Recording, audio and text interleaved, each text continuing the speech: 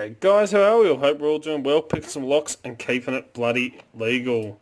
And of course, welcome to the Sunday Beginner Series, where each and every Sunday I cover topics to help beginners build a great little foundation into this awesome sport known as Locksport, which is lock picking.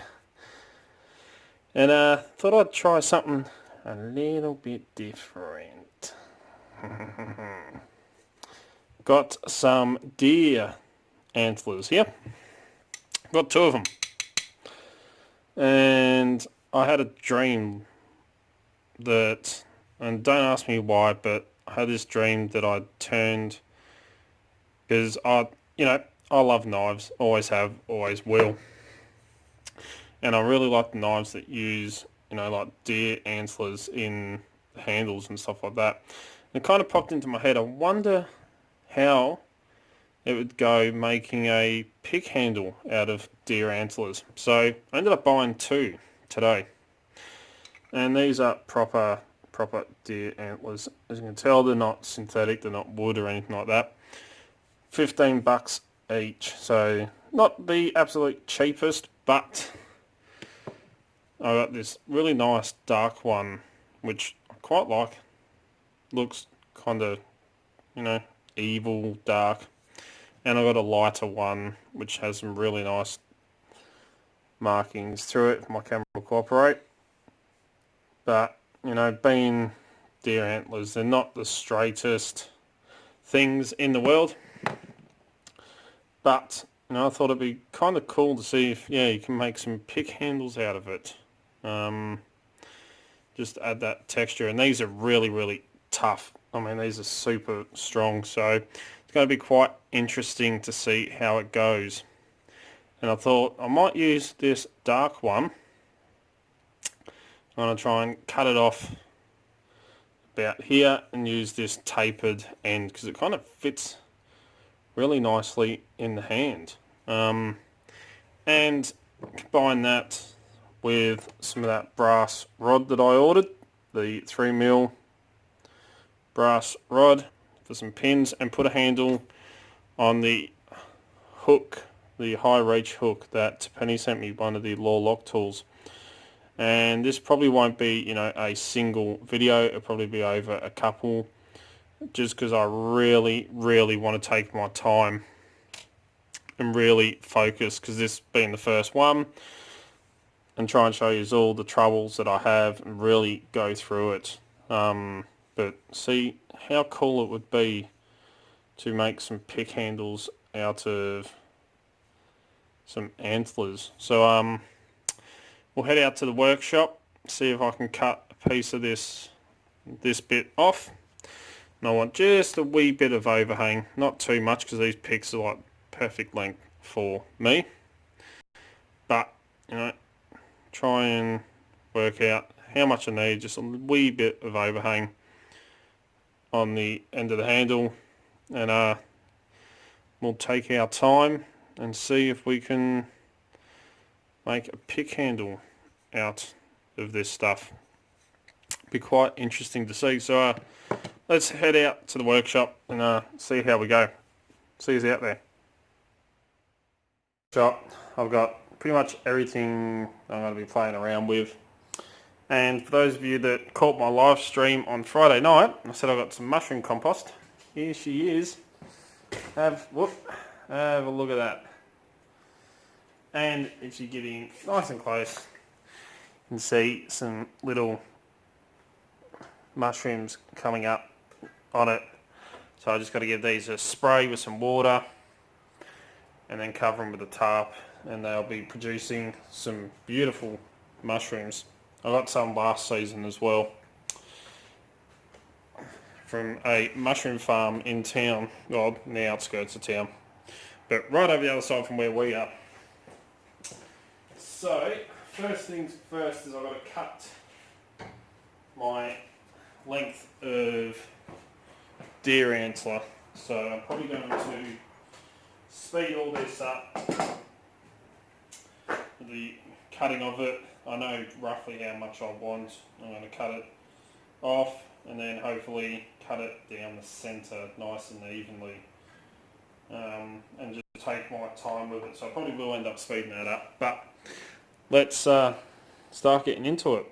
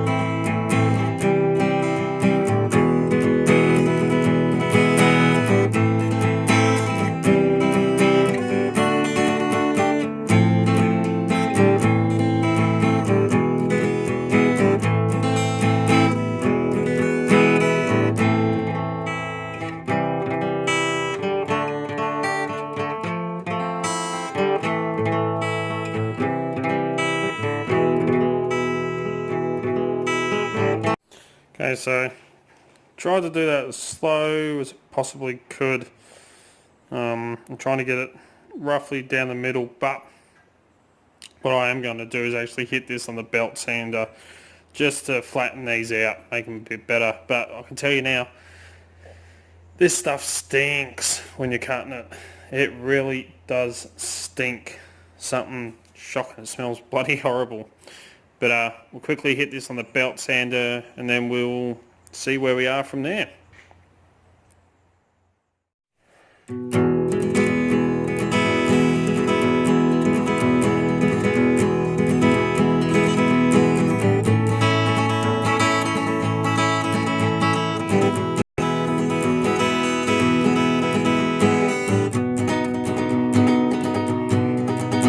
Okay, if I thought cutting it smelled bad, whew, it smells even worse on the belt sander.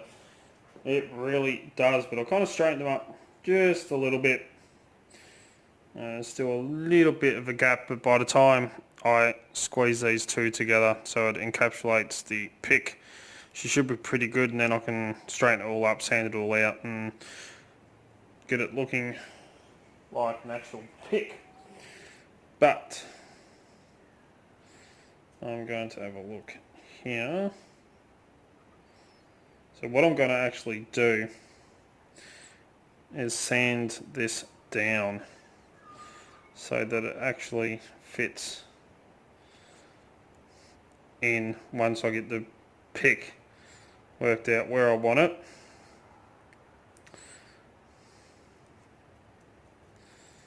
So say for instance in there like that. Pretty much I'll get the pick lined up where I want it to sit.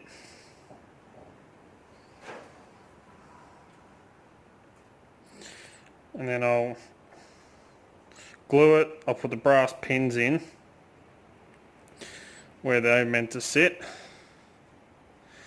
And then what I'll do is I'll take it over to the sander and I'll knock it back so it's flat, the top and the bottom here, so that the pick metal is right up with the edge of the horn here, so you get full feedback and full feel through the actual pick. And then we can go into all the aesthetics, make it look really, really pretty. But first things first, and that is marking out and drilling the holes very, very carefully to put the brass rod through. And making sure it all lines up perfectly. So let's time lapse that and see how we go.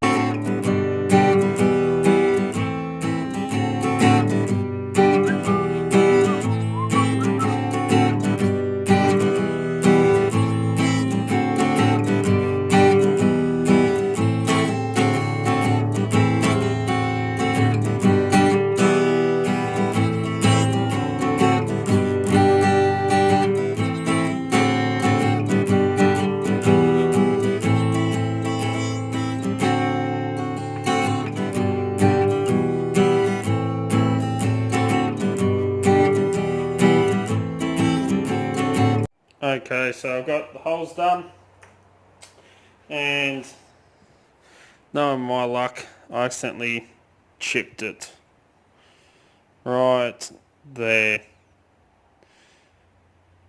with the drill. I was drilling out the holes, but that's alright. I can fix that up. It'll look alright once it's all done. But now comes the gluing. So I'm going to glue the two halves together and compress them with the pins in as well, so that we can run them all the way through.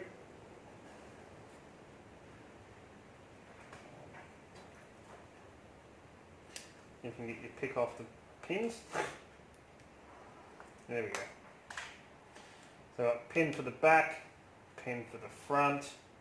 And what I'm going to do as well is just to help these pins sit in, you can kind of see, once I've got it all glued, I'm going to clamp it, and then I'm going to ping the pins. So I'm going to hit them, set them either side, one side on the vise here, and hit the top with a hammer and then flip it over just to flatten them out so that they expand a wee bit in there to fill it in the holes to really make it rigid. So the glue I'm going to be using is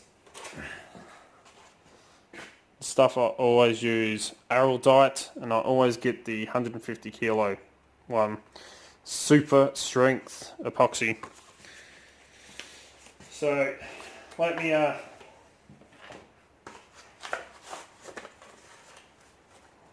open this, and I'll probably time lapse through doing all this bit just so I don't bore you. I'm going to use that to mix it in, and I put a fair bit of epoxy in there because I really want that thing to hold. So let's get into the gluing.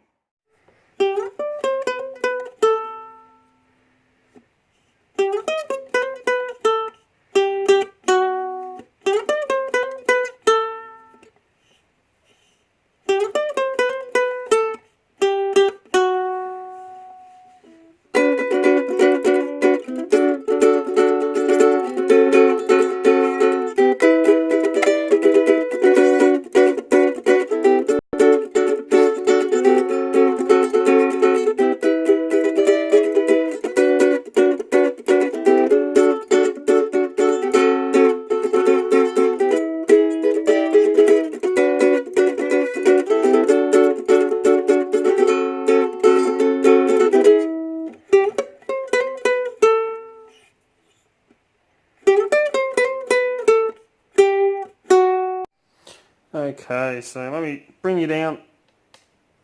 Actually, I'll just take it off my vise. I'm covered in Araldite now. But let's take this off the mount. So, as you can see, she's stuck together. I've got a couple of clamps holding everything, squeezing it right in.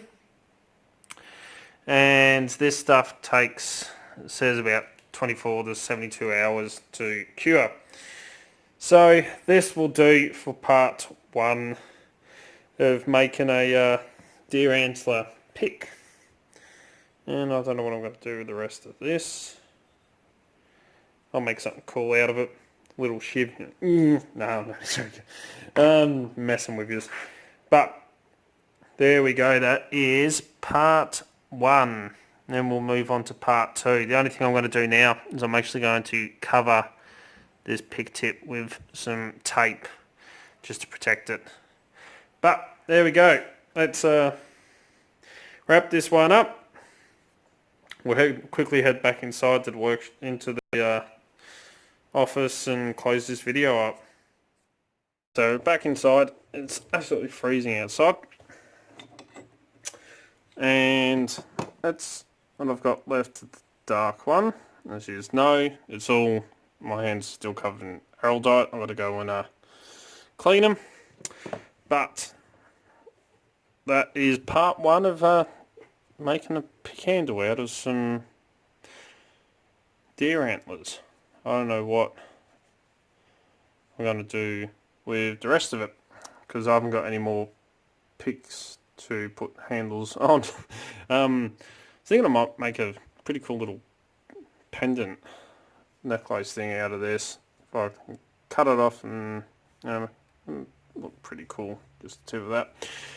I've got so many ideas going through my head at the moment. And this bit, I'm not sure what. Put a twig in the end and I could probably flog it off to someone on eBay as Harry Potter's wand. All fun and games until someone loses a testicle. So, there we go. That is part 1. Next Sunday will be part Dukes, or 2. And we'll do all the shaping and sanding and go through the rest of it. There might even be a part 3. It depends on how long it takes to try and show you part 2. But that is next week. So thank you all for stopping by, checking out this video. Don't forget to always follow the codes and keep Locksport legal, you know. Don't go do anything stupid. Don't forget, down the bottom here is that little subscribe button, and right next to it is a bell icon. The way YouTube runs their stuff now, you've got to hit both of them. That way you can say, make sure you are up to date. As soon as I upload a video, you'll be one of the first to know. You know, I upload 2 to 3 to 4 videos per week, depending on work and everything else that I've got going on. Don't forget to come and join us on Discord, Extremely League of Pickers. Link's in the description, so click on that link and come and join us. You will not be disappointed. Don't forget, you also find Dark Arts Lock Picking on Instagram, Facebook and Twitter. We'll put up post photos of what's going on in the background. All the fun stuff that happens around here pretty much.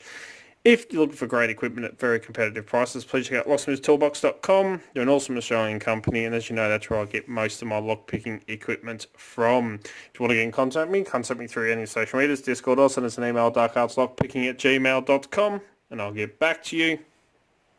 If you like what you see, please give a thumbs up. I really, really do appreciate it. Big time.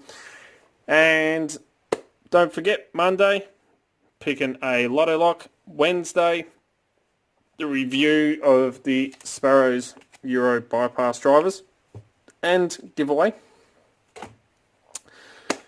And then Friday, live stream. And then again, Sunday, part 2. So stay tuned for that. And till next time, cheers guys.